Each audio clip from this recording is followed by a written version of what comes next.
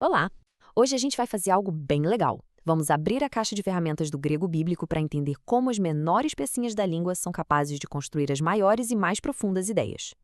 Sabe, quando a gente pensa em gramática, às vezes vem à mente aquela coisa de um monte de regras meio complicadas, não é? Só que no grego koiné, o grego do Novo Testamento, a gramática é, na verdade, a chave que abre a porta para uma precisão impressionante no texto. É que a verdadeira arte da tradução não está só em trocar uma palavra por outra. A mágica acontece quando se entende como as palavras se conectam e como uma afeta a outra. E para a gente começar a desvendar isso, vamos dar uma olhada na nossa primeira ferramenta. Vamos lá, então.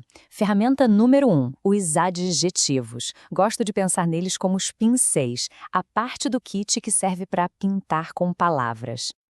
Ok, a definição básica a gente já conhece, certo? O adjetivo dá uma qualidade, descreve um substantivo. Mas, no grego, a história fica bem mais interessante. Porque não importa só qual é o adjetivo, e sim onde ele está posicionado na frase. É o lugar dele que destrava a sua função específica, o seu poder. Olha só que incrível a diferença que a posição faz. Na esquerda, temos o, agathos, doulos, koros. O adjetivo agathos, que significa bom, está ali entre o artigo e o substantivo.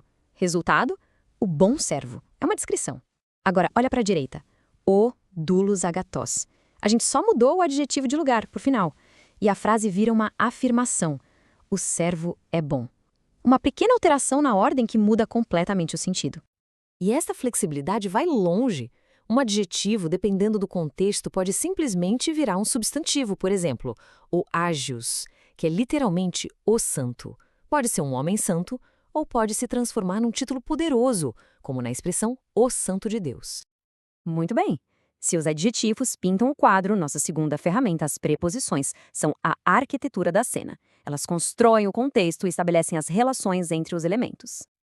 Então, a preposição é aquela palavrinha que conecta tudo, certo? Indica lugar, direção. Mas, de novo, no grego tem o pulo do gato. O significado de uma preposição depende totalmente do caso gramatical da palavra que vem depois. Pensa no caso como a função da palavra na frase. E acredite, isso muda o jogo todo. Essa tabela aqui mostra o sistema em ação. Veja só, preposições como en, eis e ek podem significar em, para dentro de ou para fora de. O que define o sentido exato é o caso gramatical que as acompanham. É um sistema de uma precisão cirúrgica que adiciona camadas e mais camadas de significado. E tem mais. As preposições têm uma segunda função crucial. Elas também servem como prefixos para os verbos. E o que isso faz? Elas podem, por exemplo, especificar a direção. Erchomai é eu vou, mas exerchomai é eu saio. Ou elas podem intensificar um verbo. Gignóstico é eu sei, mas epignóstico é eu sei completamente, eu conheço a fundo. É como colocar um turbo no significado do verbo. Chegamos à nossa terceira e última ferramenta de hoje, os pronomes. Eu diria que eles são os atalhos essenciais para uma comunicação clara e eficiente. A função básica todo mundo conhece: substituir um nome para a gente não ficar repetindo a mesma coisa o tempo todo. Pense nos pronomes como uma ferramenta de organização da linguagem. Eles garantem que o texto flua de um jeito mais suave, mais direto, deixando tudo bem claro. E olha só o que aparece de novo aqui. Aquele padrão familiar. Assim como nos adjetivos, a posição do artigo perto do pronome autós muda tudo. Na esquerda, autós ou doulos, a ênfase é no próprio servo. Já na direita, o autós doulos, o artigo vem antes e o sentido muda para o mesmo servo. É o mesmo princípio em ação, mostrando a consistência da língua. Bom, nós vimos as ferramentas separadas, mas e na prática? Como tudo isso funciona junto? Vamos agora juntar as peças e ver esse kit de mestre em ação numa frase que muita gente vai reconhecer. Aqui está. Pater emon ho entois uranois. A abertura da oração do Pai Nosso. Vamos analisar. Emon, que é nosso, é o pronome possessivo. Ele já estabelece de cara uma relação de comunidade.